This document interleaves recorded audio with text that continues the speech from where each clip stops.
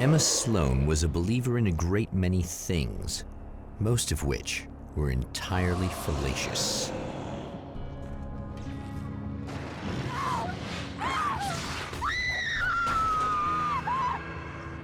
Emma Sloan, an innocent victim of his dark half. More collateral damage in the ongoing war. Damned by forces beyond her control, as much as by her own actions.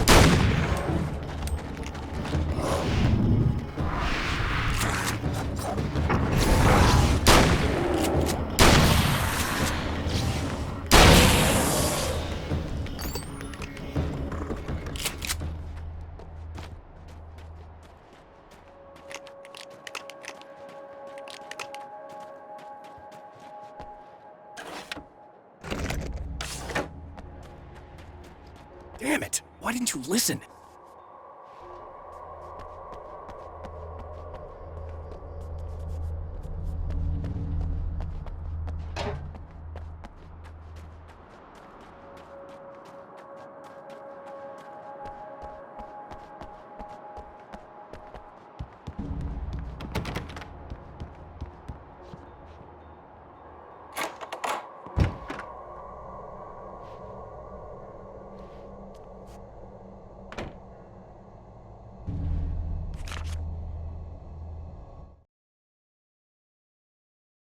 My own face peered back at me from the TV screen. For a moment, I struggled with the sensation of déjà vu. How many times have I seen myself like this now? And then there was that easy grin that never seemed quite as quick or natural on my own lips, the dark, malicious twinkle in the eyes. And I knew who I was looking at. As he pulled back and revealed the room behind him, my throat went dry. There was nothing I could do but watch.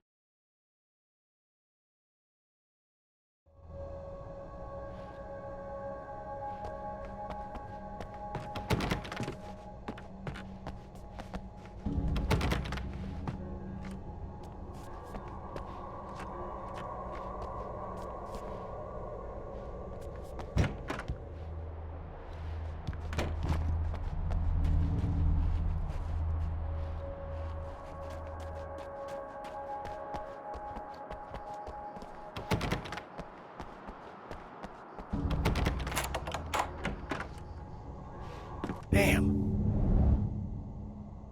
Michael Farabee, dead, tortured, dressed in clothes that bore the name of a local observatory. A slim lead, but solid enough. It stirs something deep in his mind. He knows where to go now.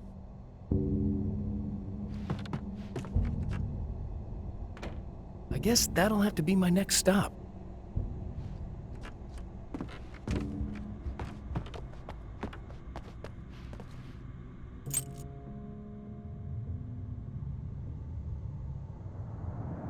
The observatory, hot on the heels of the Herald of Darkness, the champion of light forges on to see the stars.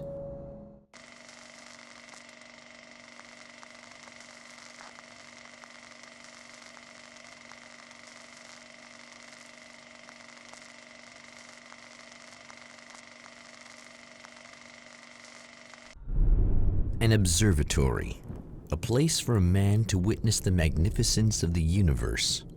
But such insights are not what the champion of light is looking for. He has come to find a weapon.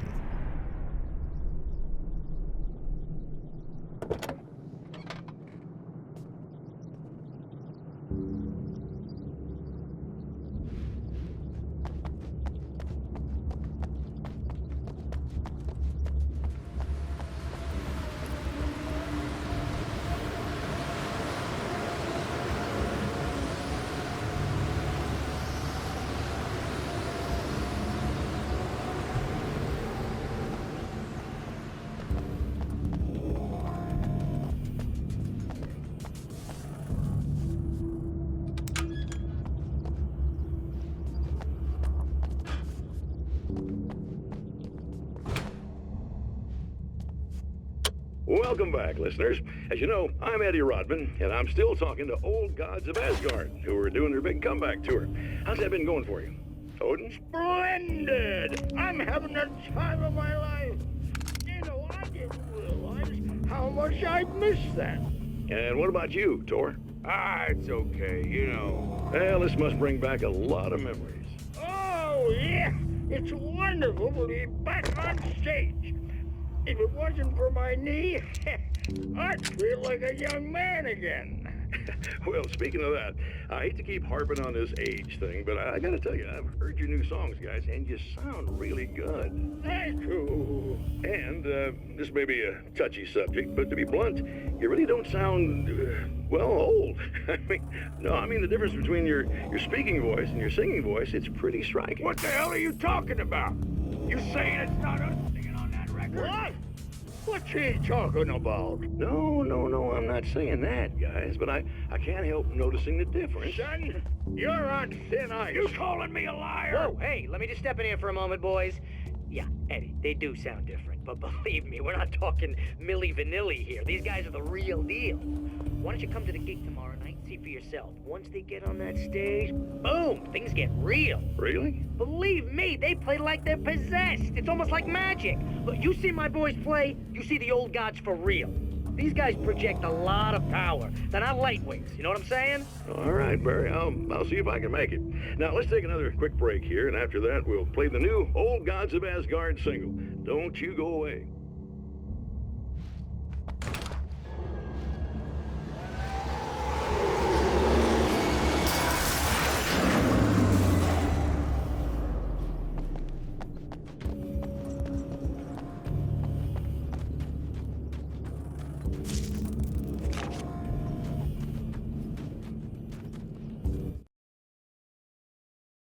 As a storyteller, my first real love was crime.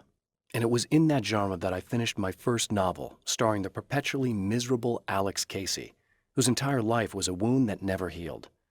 The books sold as fast as they hit the shelves. I wrote 5 more Alex Casey books, and they all were bestsellers. I became rich. I became famous. Success brought pressure, and I didn't handle it very well.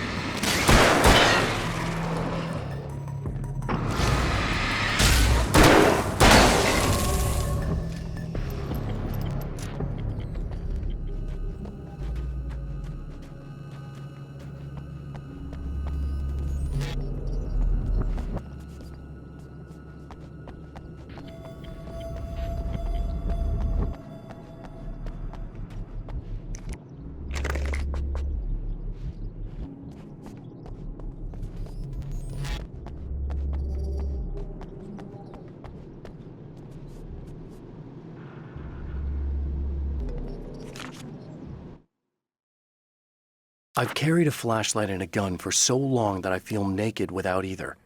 It's all too often that I need them. The darkness protects the taken. Shadows crawl over their forms like living things, protecting them from harm. Blows that would injure or kill a human outright mean nothing to them as long as the darkness persists. But light makes them vulnerable. Light burns the shadows away. The darkness that drives them is still in them, but now they're vulnerable. Flashlight and gun. Sometimes it feels they're all I have left.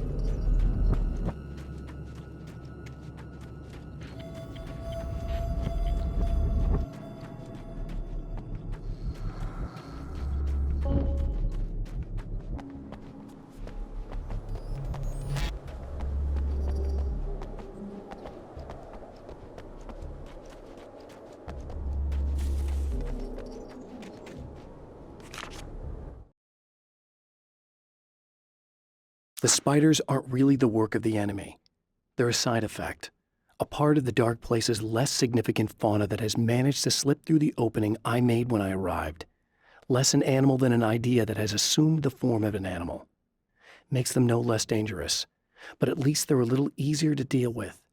The darkness doesn't protect them like the Taken, and thus they can be destroyed by either light or bullets right away.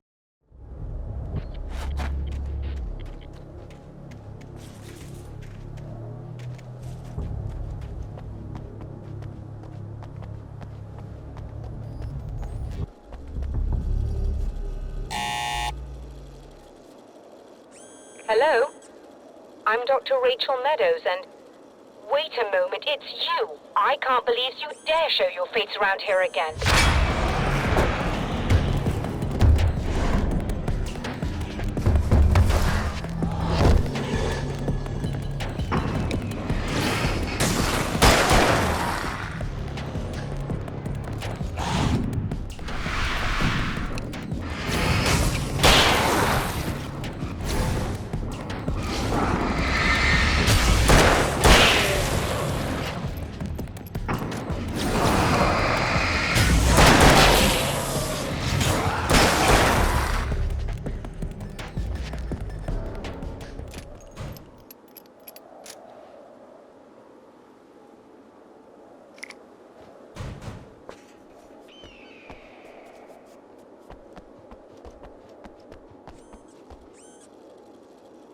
Go away.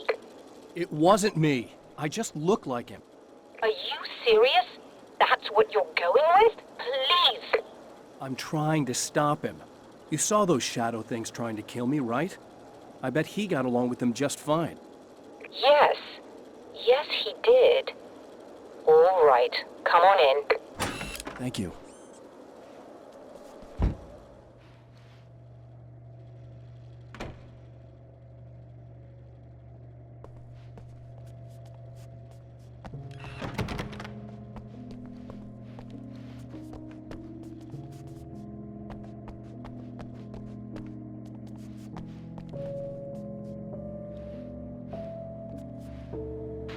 Hey, buddy. I figured I'd take a moment to talk to you. There's a party next door. I'm feeling pretty good right now. A little beer, a little fun, you know? It's nice.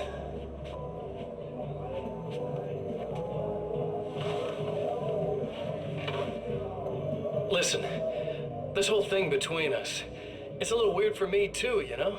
I mean, we don't just look the same, there's a lot we share. I mean, up here, I know you, right? So I was thinking maybe we could...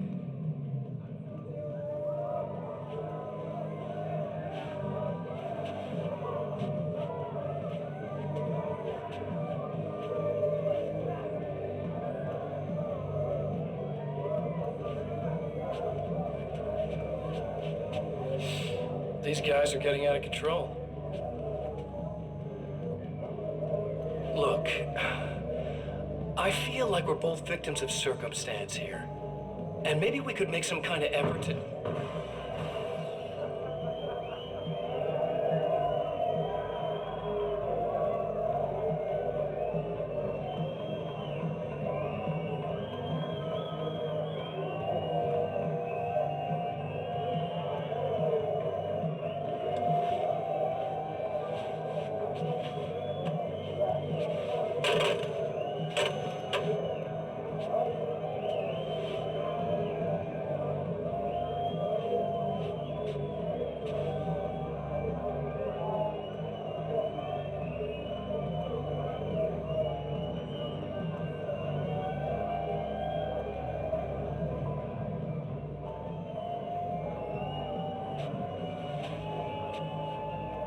Never mind.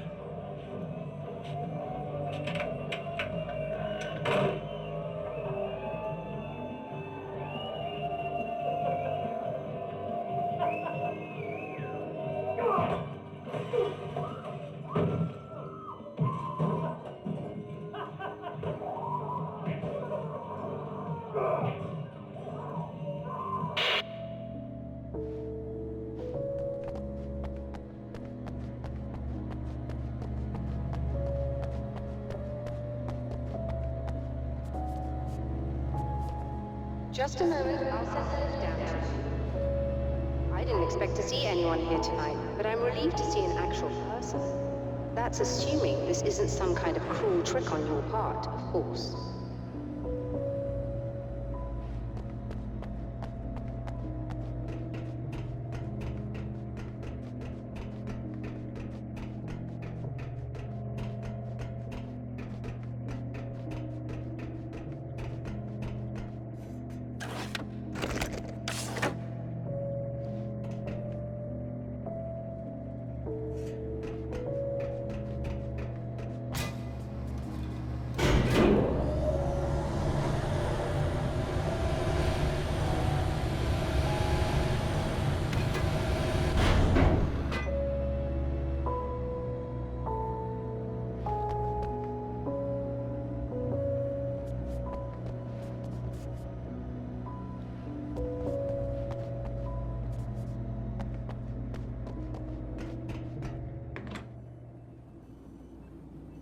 Doctor, the man who looked like me, what did he want here? There's a strange astronomical event happening right now. Something I can't begin to classify, but I think it's disabled our satellite. There's a very peculiar signal that we're receiving. A signal? That's what I'm here for. Well, so was he. But he didn't seem to understand it at all. He got very angry, sabotaged our imaging array, and now we're blind. I believe the event is still going on, but we can't pick it up. Is there something we can do? What he broke is essentially just a special camera, but we can't use the telescope without it. There's a replacement in my car. If you can get that to me, we're back in business. Consider it done.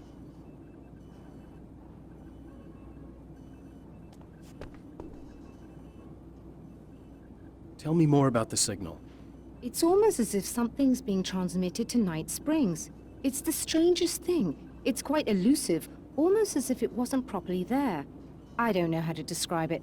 So, what was the signal like? I wish I knew. He appeared before I had a good fix on it. He was very pleasant when I was working, but when I isolated the signal, he suddenly forced me out of the control booth. He said it was none of my business. He seemed to change. Somehow he was very smooth and charming before that, but suddenly he became... I'm sorry. I'm not sure I want to talk about it. I have to ask, do you always wear that to work? I was at a party for a local art exhibition. Fascinating works. When I was called away by my assistant, Michael was the first to spot this event. I don't know where he is now, actually. He was supposed to bring us some food, but he never showed up. Tell me about the event. Oh, it's quite fascinating.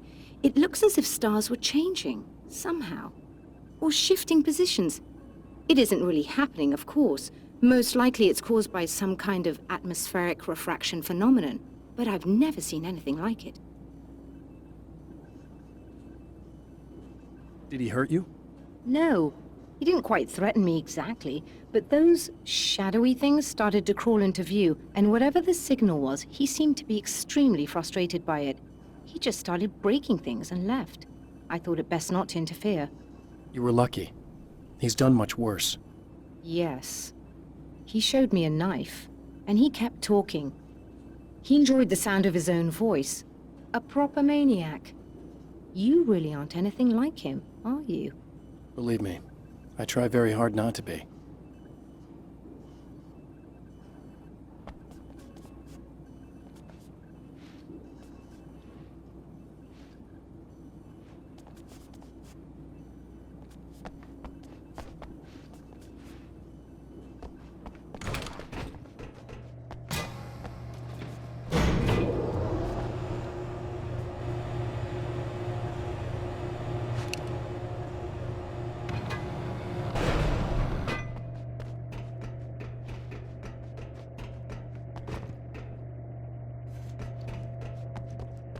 Good luck, and try to be careful. It's a very expensive part, and we don't have a replacement. Oh dear, that sounded more callous than I intended. Be safe.